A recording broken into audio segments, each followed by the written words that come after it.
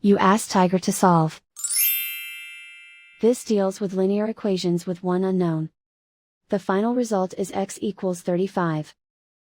Let's solve it step by step.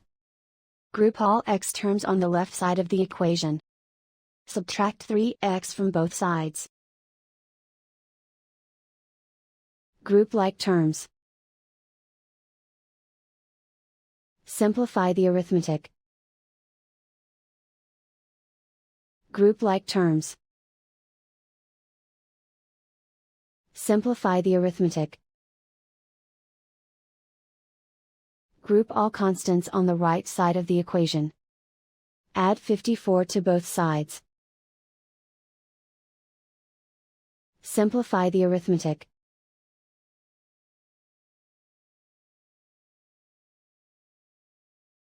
Isolate the x. Divide both sides by 2. Simplify the fraction. Find the greatest common factor of the numerator and denominator.